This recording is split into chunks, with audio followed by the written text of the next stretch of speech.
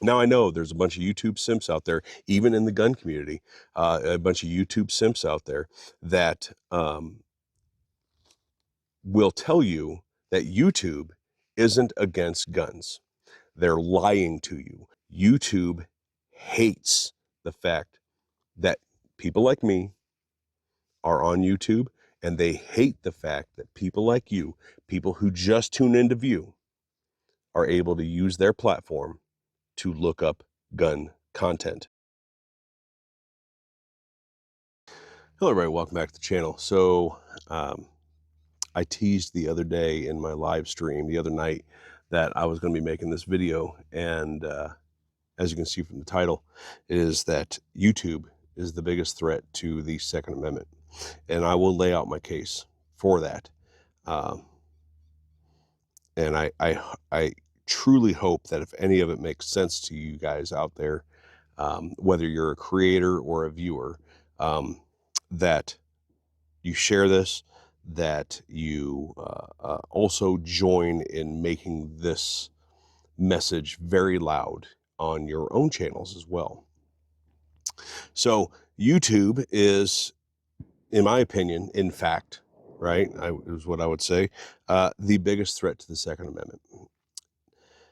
So step one, or stage one, I guess, or chapter one. Chapter one being politicians. So politicians are often regarded as the biggest threat to the Second Amendment, both right and left. Unfortunately, there's a thing that the right does where we tend to relax when people on the right are in power in the government. The right has, including organizations like the NRA, the right has been responsible for far more gun control being enacted, actually passing and enacting, than the left. The left certainly pushes for gun control more often, I would say. But as far as what we live under today, as far as gun control goes, it's far more the right than the left. But politicians are often blamed for gun control, for the loss of the Second Amendment and losses to the Second Amendment. That true enough that politicians are to blame for most of it. However, we are fortunate that we have a legal system that they often have to go through in order to pass these things. And we are at a stage now where they've pushed and passed, and things have gone, things have been voted down, and things have been voted, ruled unconstitutional so much, so often, that there's a ton of precedent that in the things that they routinely want, like these bans and things like that, oftentimes are already set in precedent with court cases that they'll never go anywhere. Also, we've been pretty lucky, and it's not been perfect, but we've been pretty lucky lately with the Supreme Court being on our side with this, or on the side of the Second Amendment, I should say, on the actual side of the Constitution lately. So I do believe that, with the exception of some states that seem to get away with whatever they want to, like New York and California, Massachusetts, things like that, that seem to be able to get away with obviously unconstitutional gun control. On the legal end of it, we've been pretty darn lucky here, especially here recently. So there's that. The politicians are definitely an enemy to firearms. Like politicians and rust, right? That's the saying. Politicians or rust are the biggest enemies to firearms, or the biggest threat to firearms. So there's a certain amount of that that's true. However, I don't think politicians are the number one threat to the Second Amendment and to private ownership of firearms. Chapter 2, these gun advocacy groups. And I'll even lump the NRA in there, even though the NRA has given the thumbs up to every major piece of gun control legislation in the last 100 years, or close to 100 years, like 80 years. They've given this thumbs up to every major piece of gun control legislation, even ones that didn't, like things like the bump stock ban, things that were ruled unconstitutional. But then there's other agencies, there's other groups like Gun Owners of America, FPC, things like that, NAGR, and I know there's others that are just not coming to my brain right now. The problem is that they oftentimes are only concerned about court cases, right? Existing court cases, or taking on something that is on a local, federal, or state level in lawsuits. Because again, there's a legal process to these things, and that is in our advantage because we have the Second Amendment. They don't tend to take on social media platforms like Facebook, Instagram, lost causes. Facebook and Instagram are lost causes to the Second Amendment, to firearms. Anybody has a firearms centric business knows this, and anybody who is a firearms enthusiast on either platform knows this. There is no rhyme or reason, and they will ban, block, and delete your accounts at a whim for anything that doesn't go, for anything, even if it doesn't go against their policies, just because it's firearms related. So Facebook and Instagram are total lost causes. Anything that people like us, whether you're an enthusiast, a store owner, a business owner, or a YouTuber, anything we post on there that doesn't get deleted is truly a miracle.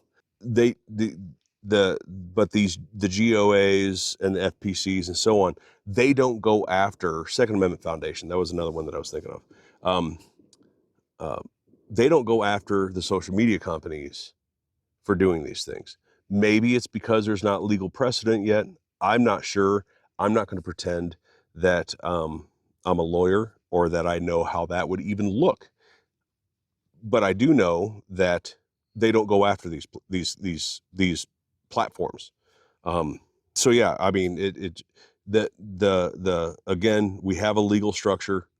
These organizations go after anti-gunners on the legal end of it, which again, good for us. We have the Second Amendment to do that with.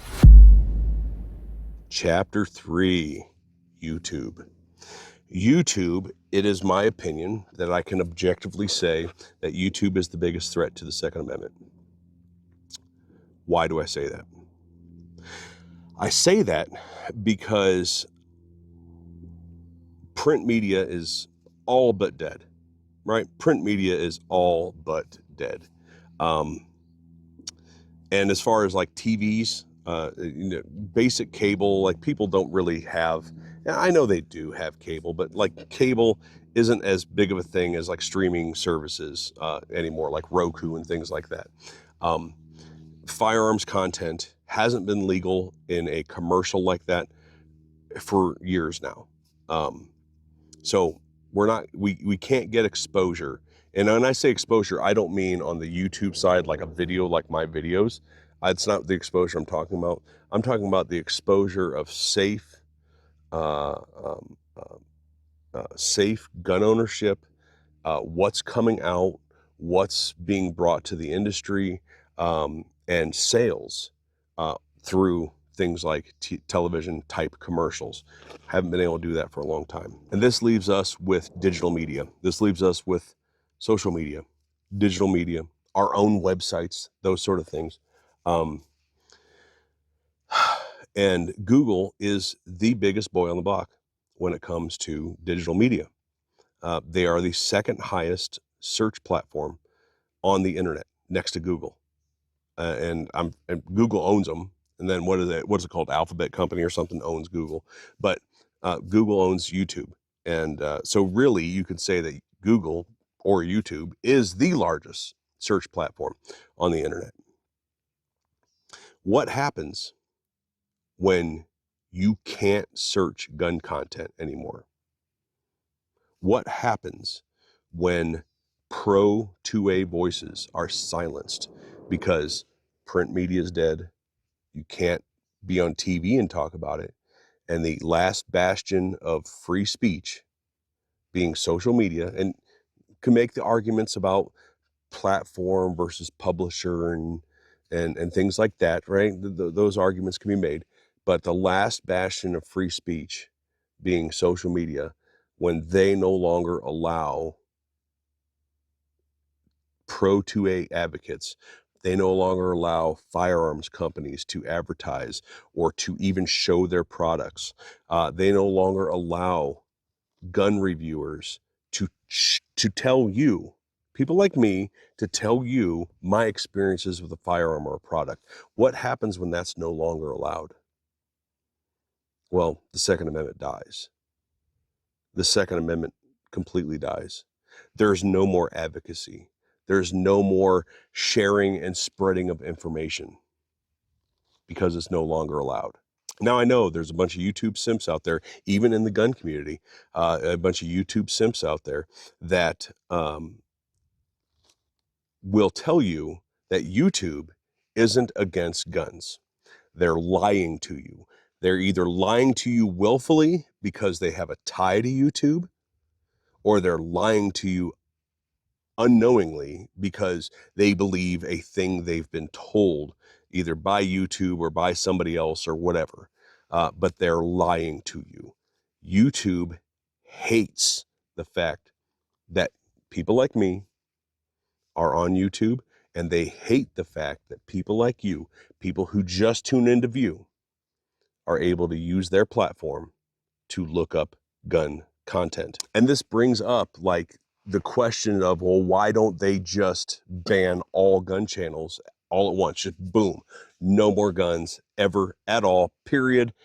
If there's one on the screen, if the word gun, firearm, ammunition, magazine, anything leaves your mouth in a video that's gun related, done, banned all at once. Why don't they do that?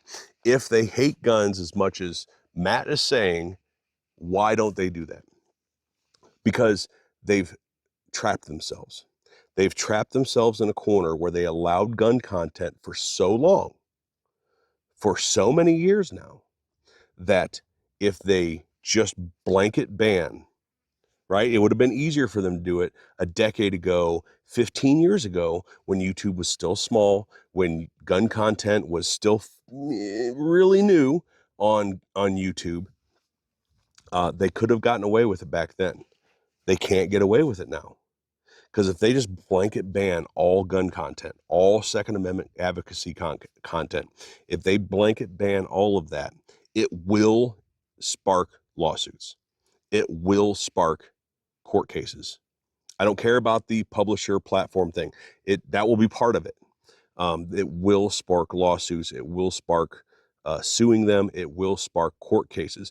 And YouTube doesn't want to be in the middle of a court case because it will force them to show that all of the banning, all of the strikes, all of the taking down of videos was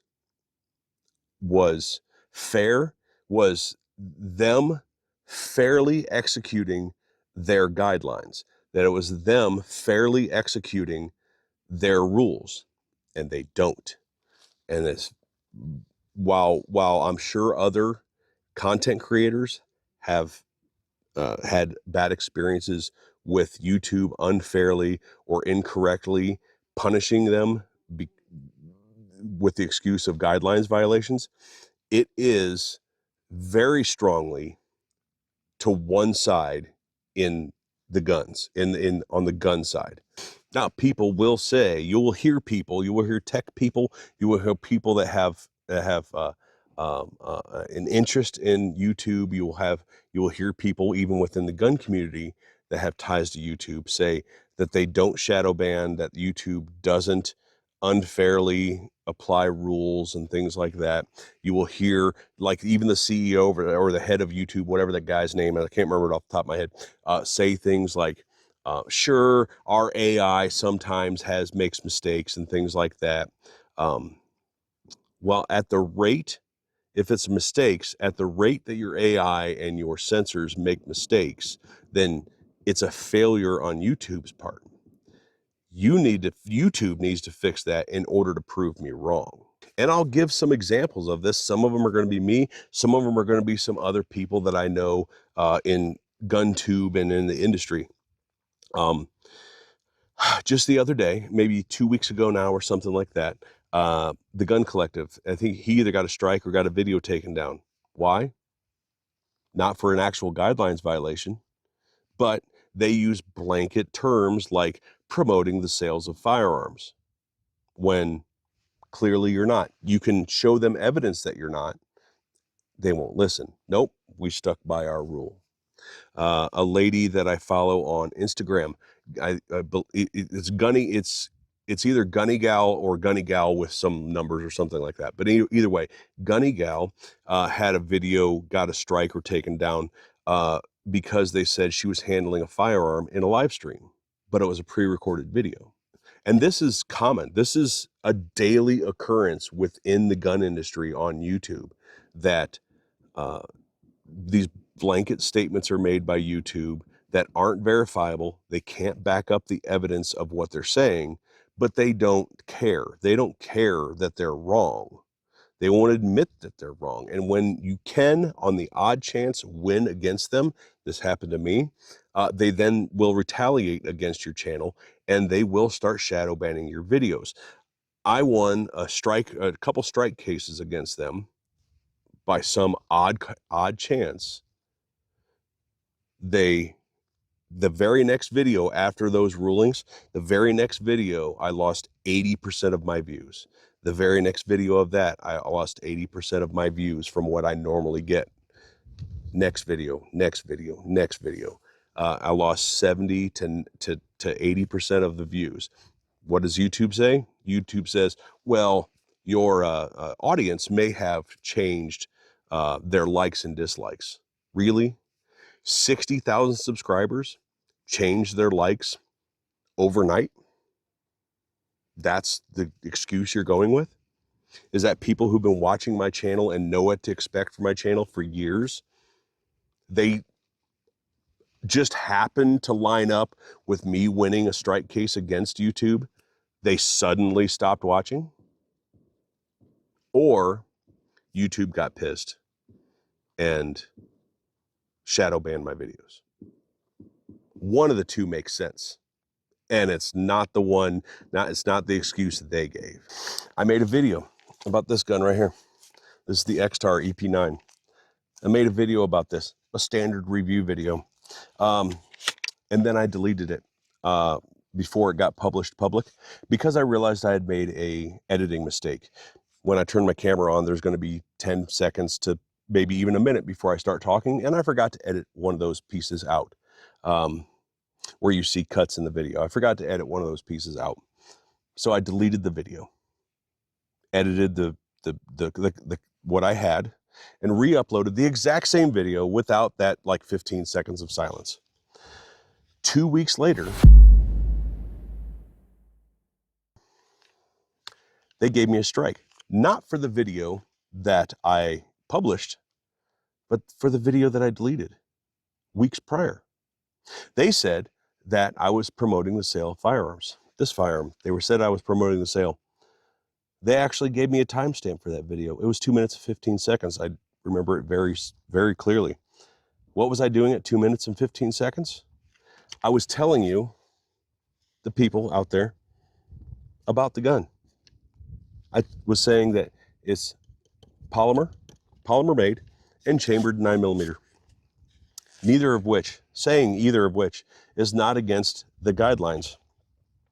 But they gave me a strike for that reason on a deleted video that had been deleted for weeks. Then about 3 weeks later, I guess it was 3 or 4 weeks later, because I was just getting ready. So just to be clear, the entirety of 2025, I've had one strike on my channel. Every time they give me a second one, it drops off, they give me another one. Or every time the first one drops off, they give me another one the following week. The entirety of 2025, I've been under at least one strike. But about 4 weeks later, I published a video on this. This is the anechoic suppressor. 45L, right? Not against guidelines to review something like this, to shoot it, to hold it, to talk about it, or anything like that. Again, blanket statement promoting the sale of regulated goods. What was I doing at that timestamp? I was talking about how anechoic has different end caps, and I was just talking about like features. You're just like any other gun or anything else that I or anybody else ever reviews. Like if I'm holding a pistol and I say the sights are Glock compatible sights, or the magazine is a Glock compatible magazine. I have other suppressor videos where I talk about how end caps are available, or, you know, that hubs are available for it, or end caps are available for it. Not against guidelines, not at all. Not only did they not care about that, I showed them. It was something in the range of like, I think 20 emails back and forth, something like that, close to it. They essentially just go, nope, we're right, you're wrong, you're fucked. So why do I, those are two examples. I got another strike for that. Two examples of many, right? Of many that are just like that. And those are two examples of many with many channels, with probably hundreds, if not thousands of channels out there. Why do I get into all of that backstory when it comes to strikes and how they don't, how YouTube factually, this is not opinion, factually does not apply their guidelines and rules correctly or fairly to gun channels. That's a fact that can't be argued away. Why do I bring that up?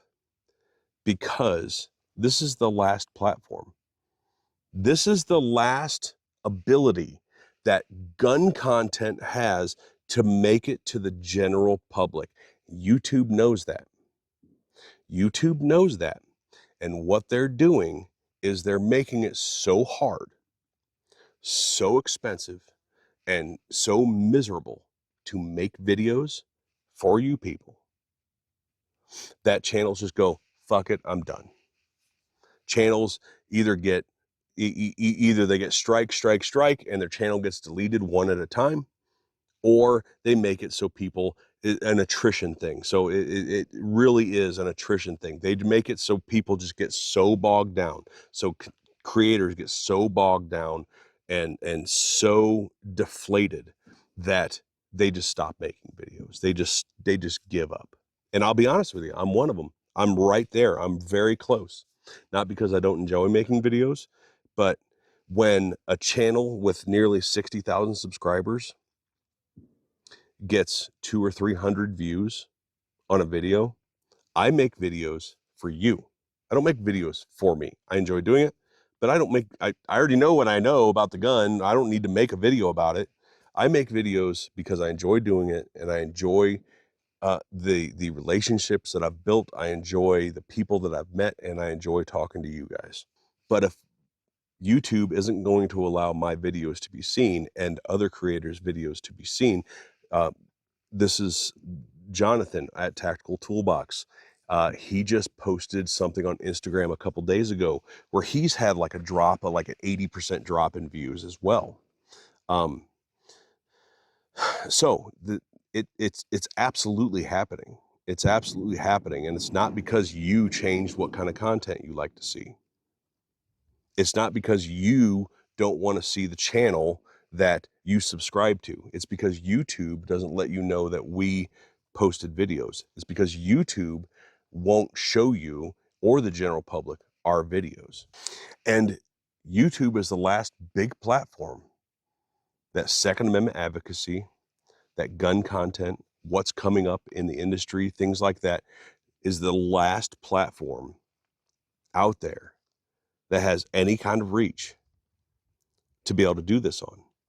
And again, YouTube knows that, and they are doing everything in their power to squash it, to make sure that gun content, through means that they have without potential legal ramifications, through all the means that they have in order to get rid of the gun content.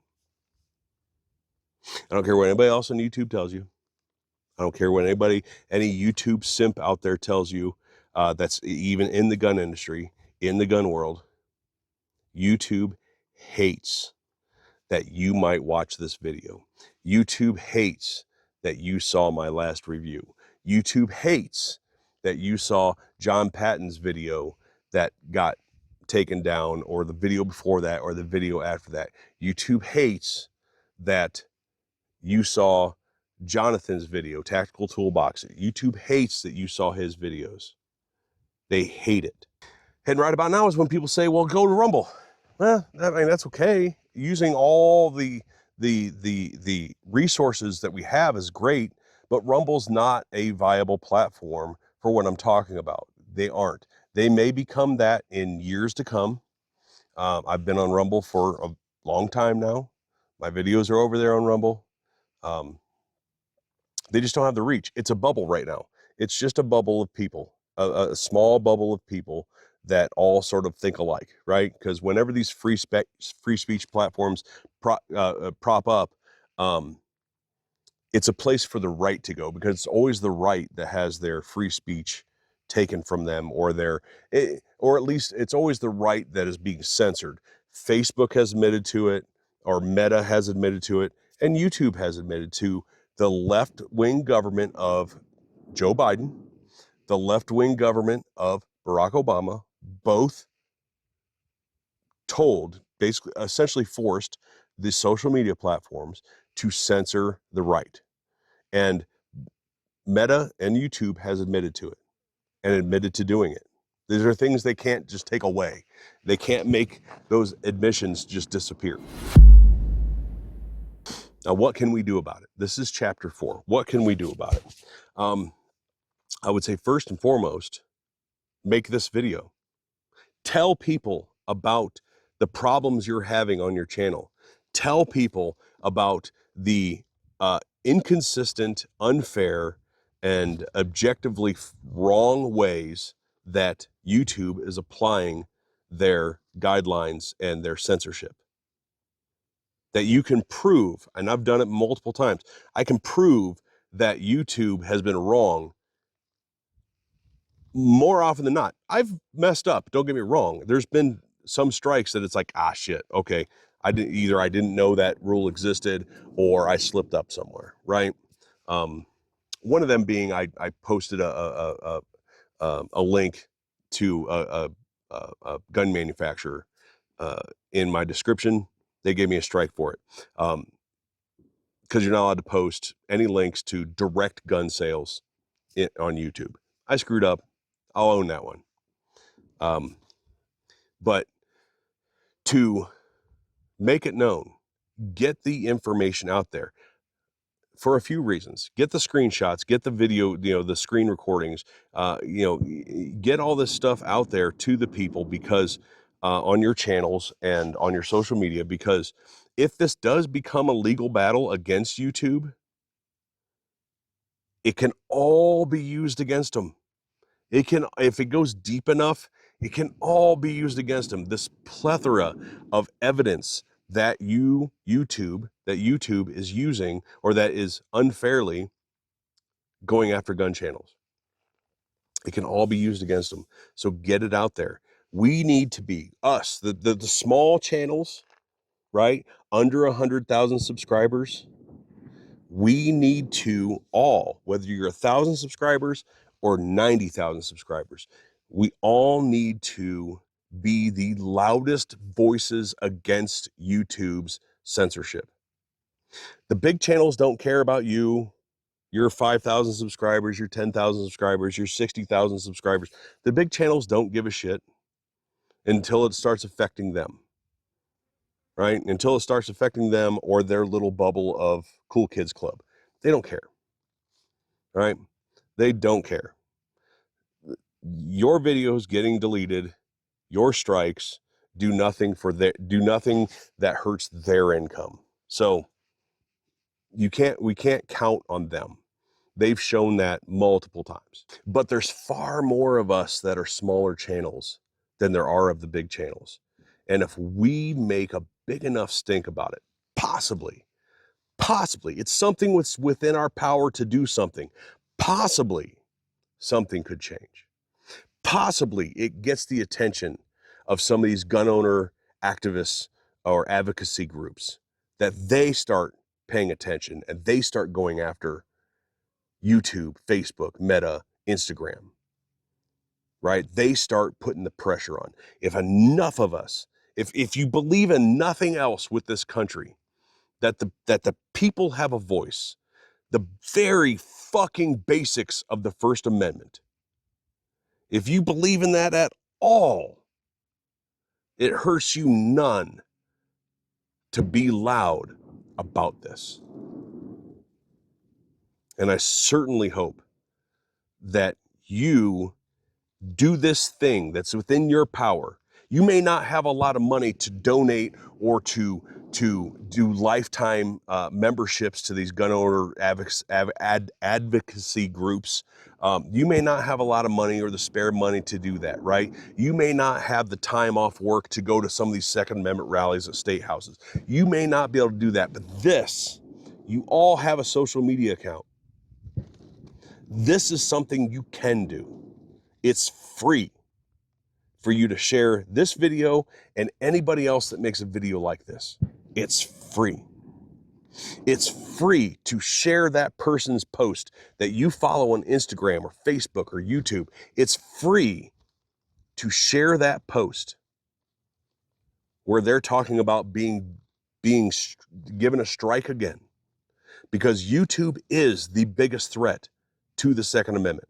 Without the reach that we can have, that we could have on this platform, the Second Amendment will die. It will die. That is a promise. That is a guarantee. That's all I got for you. I know it's been a very long video, and I apologize for that. But it's something that had to be done. It's something that had to be said. And I hope people out there, everybody with a channel, everybody with a social media page, I hope everybody takes this as seriously as it is. As seriously as it is. Because once they browbeat us to the point where we no longer have channels, once they strike everybody out of existence, once they do that, there is no more gun industry. There is no more Second Amendment. This is the last thing we have that has any sort of reach and that can possibly bring any sort of normalcy for firearms to the general public. This is it. And I hope you take it as seriously as it should be taken. I appreciate you guys watching. We'll talk to you later.